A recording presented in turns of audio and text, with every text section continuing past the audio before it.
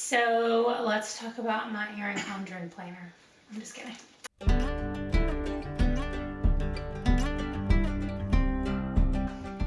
Hey, and welcome to Wanderlost.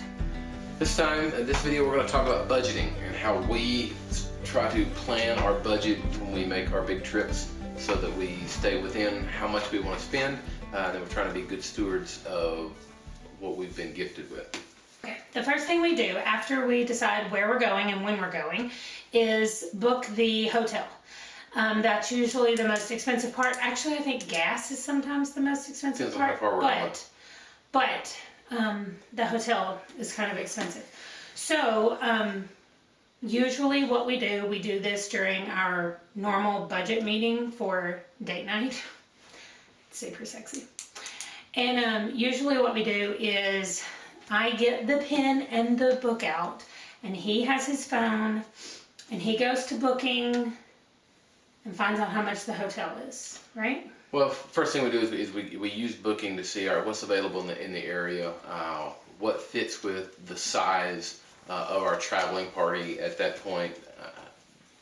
As foster parents, sometimes we'll have bonus kids with us, and so we'll have to look and see, all right, what's going to fit with where we're going. Is there a place that is within our budget, is close to where we want to stay or where we're going, that has maybe a large room, some sort of suite or something like that. So that what we want to try not to do is have a hotel with a couple different rooms, because then you're just paying for two different rooms.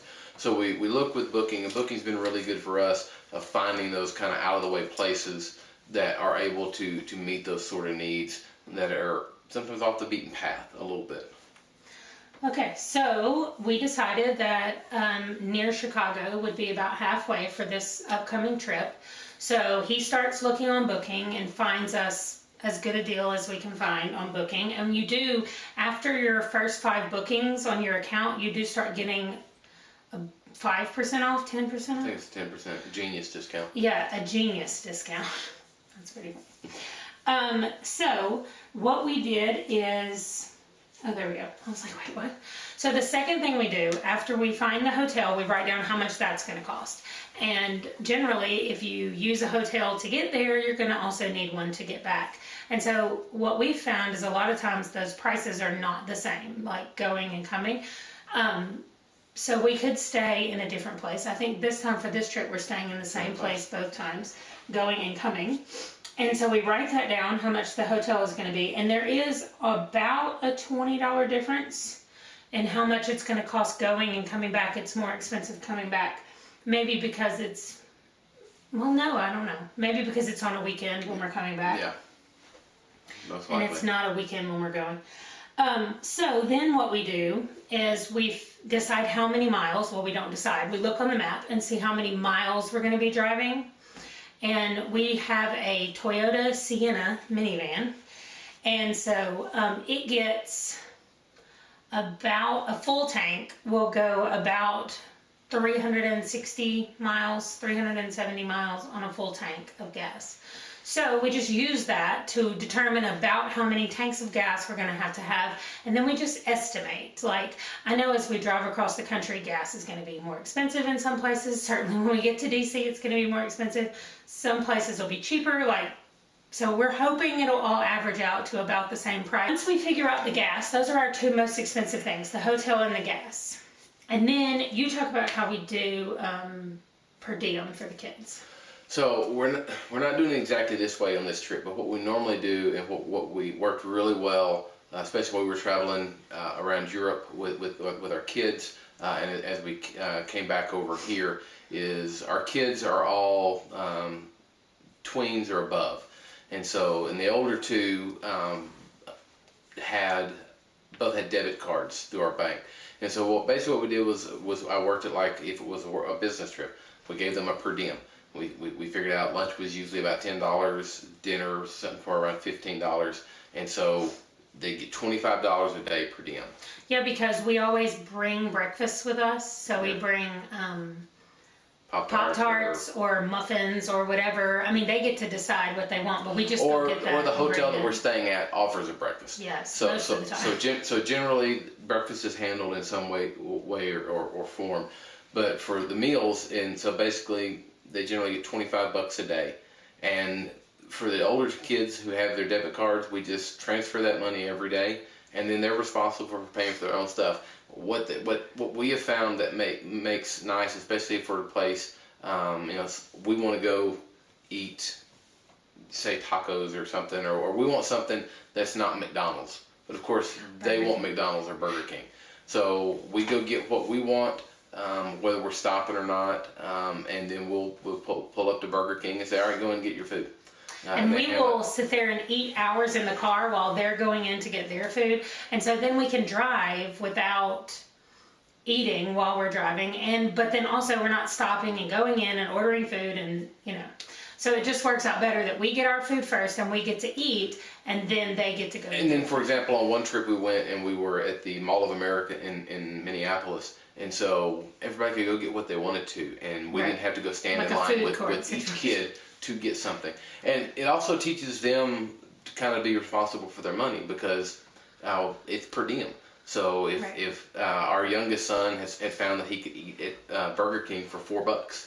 Yeah, he could get, he ate off the dollar menu. So, and then they get to keep that extra money, but they also have to buy their own snacks and drinks throughout the day. Like we do have waters in the car, like bottled water, but if they want sodas or anything else like that, they have to buy that themselves. And then if they're super frugal with their money and eat cheap, like our youngest one does, then he just has extra money to add to his spending money or whatever else, the rest of his money. So that, and where that's helped me as the dad is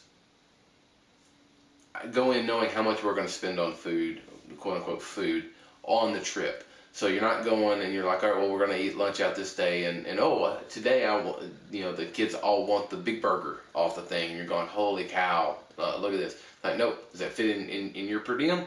Knock yourself out, kid. You want to spend all of it at lunch? Better make sure and save something for dinner. So it teaches them to be responsible for their money. And for me, I'm not stressing out about that we just dropped $75 on a lunch, because I'd already planned for that with the way in which we did the budget. So to me, it's helped me be much more relaxed on a trip, because we've already set that money aside, that amount per day, and they just give it to the kids. So with our younger child, we had to get cash out every day, and so I'm looking forward to the day when he gets his own debit card through the youth account with a debit card through the bank, and we transfer that money over, and hey, knock yourself out. Yeah. So the way we're going to do it for this trip is we have one kid that is a teenager and has a debit card, and we have 3 that do not. And so we're still going to do the per diem with him just because that's easiest. Just transfer the money over and be done. But then we're kind of, like he said, it gives him peace of mind to know this is how much we've set aside. So we're still budgeting as though they were getting per diem, but we're not going to go through. And the 5-year-old, he just goes with us. So like, if we said that we got the same kind of per diem, our lunch would be $20 for the 2 of us. Well, the 2 of us and a 5-year-old can eat for $20 at most places. That's not going to be difficult. And then dinner is $15 each, so that's $30. The 2 of us and the 5-year-old can eat for $30. And that's predicated on generally, because we're traveling, we are talking fast food here. So we're not talking about like being somewhere and going out to a restaurant. Because we, like I said, we want to keep driving. So we drive through as much as we can. I try to do Subways whenever I can, just to not have so much of the greasy food from the other places. But I think the only time you eat Taco John's is when we're traveling. You're always like, is there a Taco John's nearby? But we also do a lot of stopping at rest stops to go to the bathroom. And on one hand, I really hated doing that because I used to look forward to going in the gas stations and buying snacks and buying Cokes and whatever. But then also, I'm not great about telling the kids, nobody's buying anything. And then I have such a sense of fairness that if I go get me a drink, I feel like everybody needs to get a drink. I don't have that problem. Yeah, so it's just much better if we stop at rest stops to go to the bathroom, because there's vending machines there, but most of the time they're completely like boarded up, and none of us have cash anyway, so we can't use those. But The other so thing, that's the easier other for thing me. we do is that in the week prior to before we go is we ask everybody, or we just pack up whatever snacks I have at the house, and that's your snacks as we're going along. So we don't need a bag of Doritos every time we stop the car. Right, So, but we usually make a grocery run and we get everybody their snacks, just because then you can't say, well, I didn't get any of those and he ate them all and da-da-da. We just be like, these are yours, and these are yours, these are yours, these are yours. And then everybody has their own thing, and if you sit back there and eat your snack, then you're just going to be hungry later. So, and so then when we find out, like for this specific thing, we have an event on one day that we're there. That's it, one day. So we're going to spend 2 days driving there and 2 days driving back.